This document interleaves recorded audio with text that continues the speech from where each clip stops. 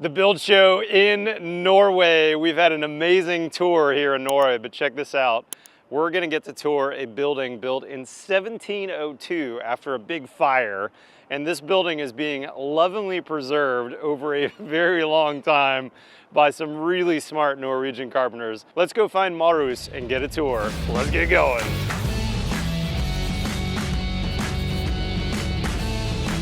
Marius, will you show us how the logs came together? Yeah. And how they did the joinery? Because they didn't have our modern squares and pencils back then. No, they were very practical about. We can see on the old notching that it was done very fast. So we think, as we can see on the marks on the wall, they only used a scribe to put the scribe in approximately the height you know you're going to go down, the height you're going to go down. So they mark this distance between here and here with a scribe. Because this is like has an angle, and this also has an angle. Yep. So the scribe needs to be pointing at both angles. Got it. Then you get approximately the height. So then you just take that height, and you transfer those points, the cross section. You take those points up here, because those are the only 2 points you know where it's going to go down. Got it. Inside here, where this is going to meet in here, you can't put that on the scribe before you have made those cheeks.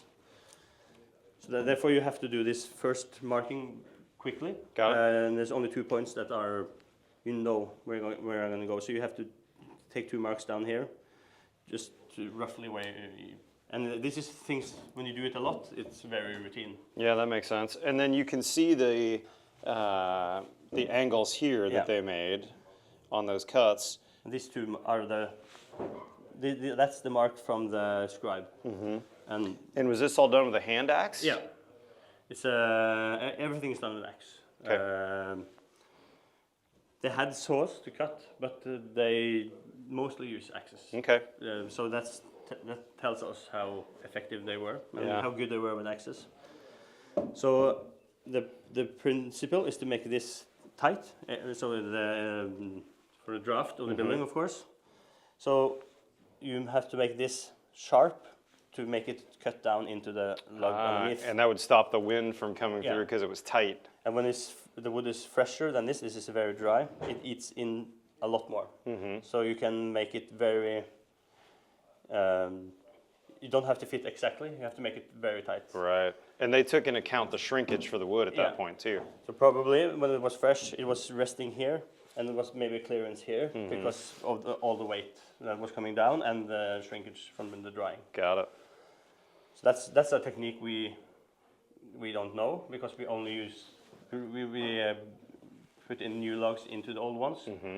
To learn how to do this properly, we have to build new, we have to do everything the same way. Right. Then we can get into the mindset of how they did it, because what we do have to fit with older ones. So you have to take into account the height.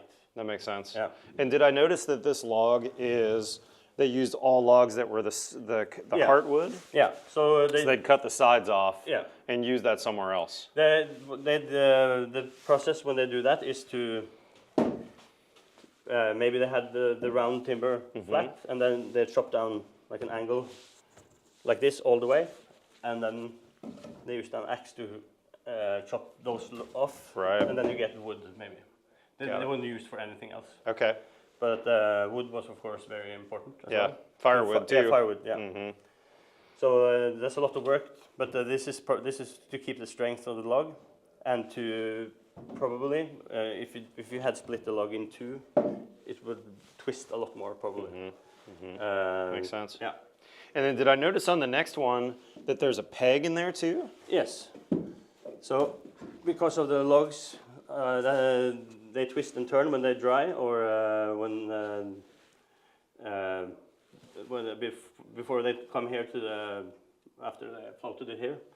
So they had to use oak pegs to keep the logs in place. When we used it, we just put it straight down because this is dry, so it won't twist more. Right. But the original, they used this Yeah, flip it over to the side. That's smart. Thank you, Mercedes.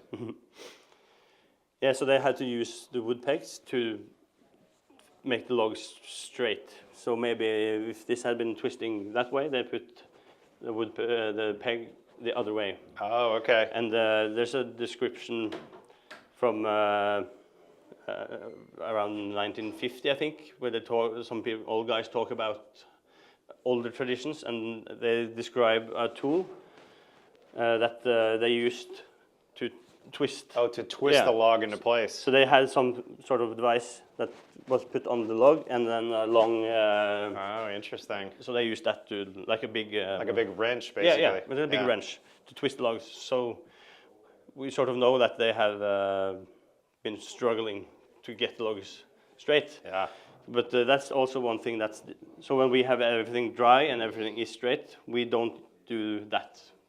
That's what is probably our tradition. Yeah. So that's one thing as well that we have to do when it's new.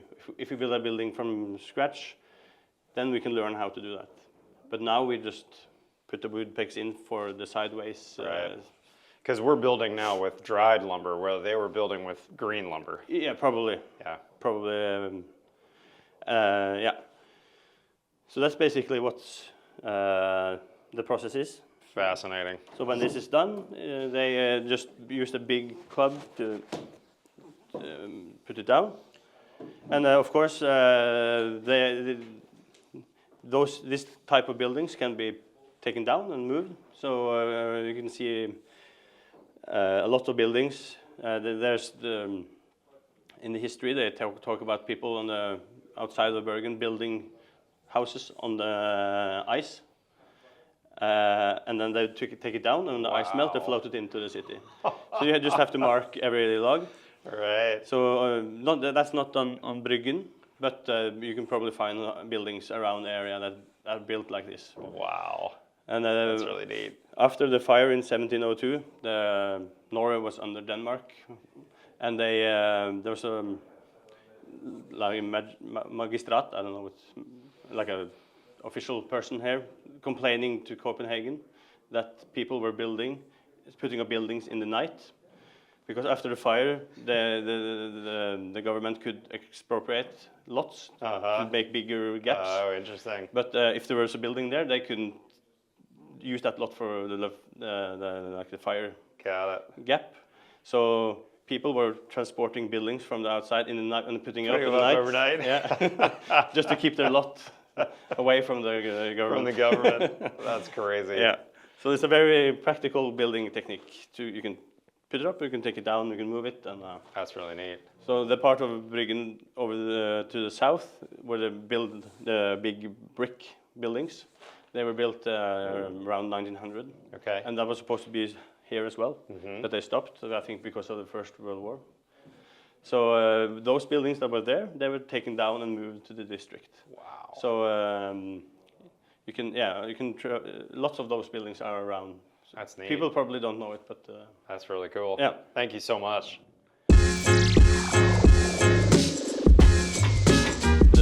Warms it up and then twists it. So tell us about the foundation. It looks like we've got new logs there. Were there logs there originally, and then you removed those and went with new? Yeah, the older ones, they were rotten. They couldn't be used. But when we dig it out, we document one layer at a time. We measure the height and the placement, and they can make a 3D model out of it. They use photogeometric, I don't know what it's called, laser scans. Okay. So, and then you get the heights and the placements. And then we take one layer away and then dig out the next one. And the whole building, in the meantime, is resting on these steel beams because you've raised it to be able to do that work. Is that right? This part of the steel beam was down here before we started. So we went with jacks. Oh my gosh. So you lifted it, what, a meter or two? Yeah, 1.2 meters at the highest point. We leveled it. We tried to level it a bit out because it's been... it was listing to one side. So we straightened it out a bit, but roughly 1.1 meter maybe. And then what's the new foundation you've put down? What are the layers? Yeah, so we dig out the older layers down to we get to the fire layer from the 1702 fire, and then we put a sheet like a road. I don't know what it's called. But some type of road base. yeah, sheet? there's something that lets the water through, but separates the old layer from the new layer. Okay. And then we put these rocks, 30mm rocks, to lift up the foundation to where we are told to have it. And also that provides drainage. Yeah, and too, right? the water can drain through it. So that's a very important thing, to have the groundwater controlled under here. And then we put in 4 layers of new logs that's been like this. Okay, so you they're only cross-hatched. yeah, so you make a axe out underneath the one on the top. Okay. So you don't get some part to the water to rest inside. Got it. And these logs have been in the ocean to get salt into it for maybe 3 months. So when they first were building these buildings in the 1700s, they probably cut the logs down in the mountains. Yeah. Floated them down the river and through the ocean. Yeah.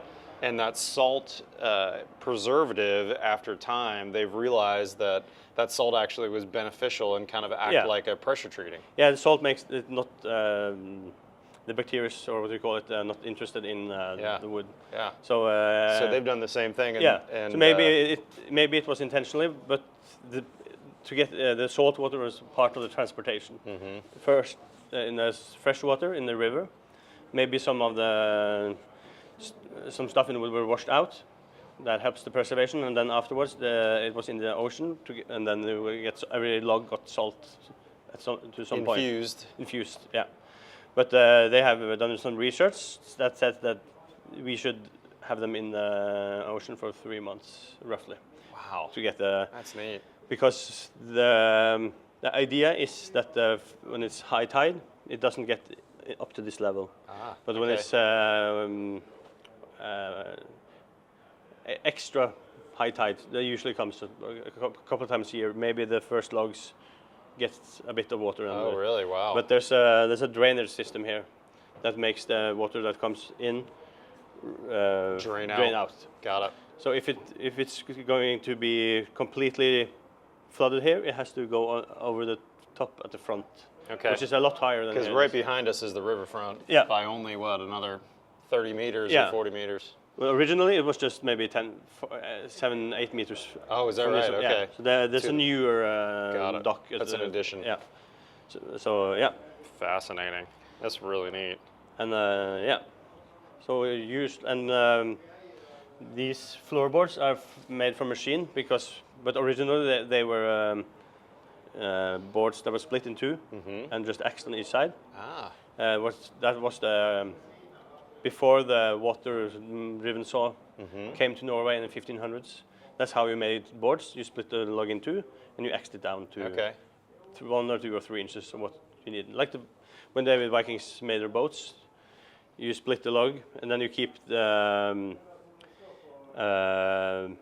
what do you call it? The structure of the boards are stronger when you split it because you follow the log. Right.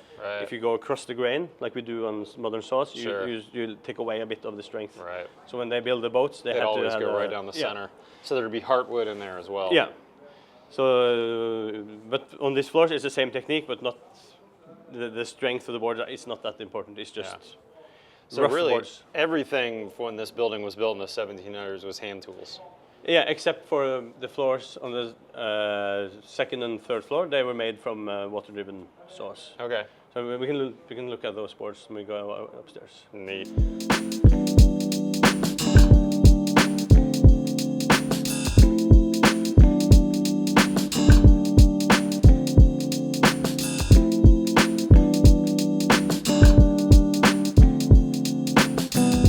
Marius, amazing tour. Thank you so much. You're doing amazing work here. Thank you for coming. I'm curious, how long does one of these projects take? Because you're working on a whole building at a time, right? Yeah.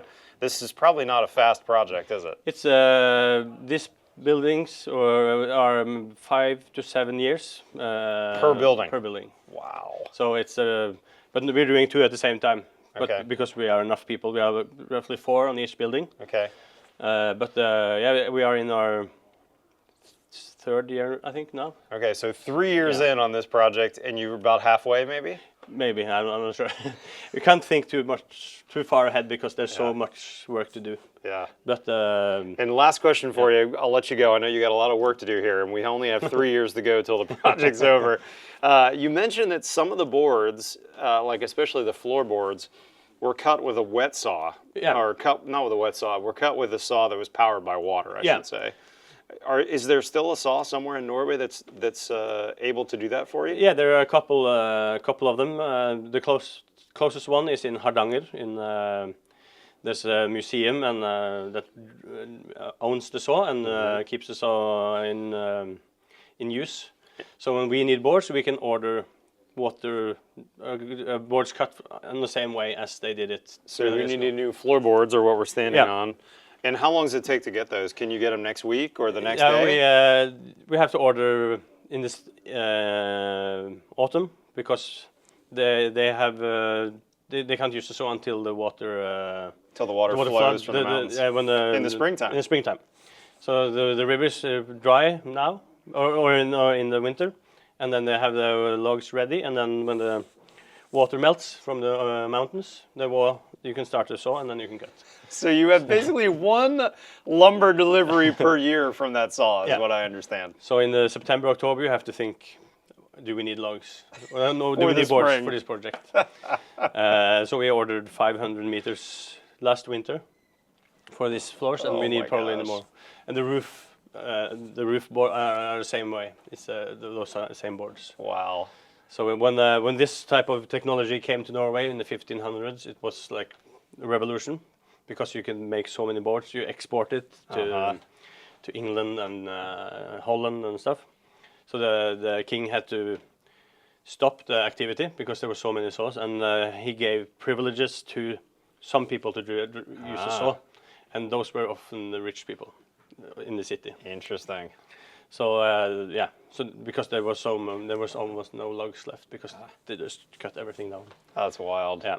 Marius, thank you so much. I know that all the craftsmen watching this are going to say what amazing craftsmanship, and to do things like you did it 300 and almost 50 years ago back here, almost like the Vikings did it.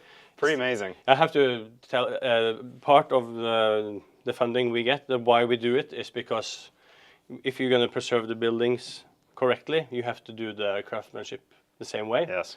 So if you know the craftsmanship of doing this, you preserve the buildings better. So the non-material heritage, I think they call it, because this is important material heritage, and the non-material heritage is important. And that's been getting a lot more attention in Norway the last 30 years. That's so great. I love to hear that. Yeah. I think craftsmanship is a language that's universal. I don't speak any Norwegian, but I can certainly appreciate good craftsmanship.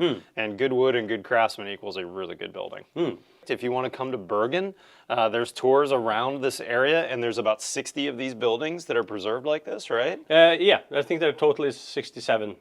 And you can see them from the waterfront. You can't always get a behind-the-scenes tour, but interesting enough, you can look in from the street. They've got big glass at the street, so people just walking by can see Marius and his colleagues working on this building. Absolutely fascinating. Guys, if you're not currently a subscriber, hit that subscribe button below. We've got new content here every Tuesday and every Friday. Follow us on Facebook or Instagram, otherwise we'll see you next time on The Build Ship.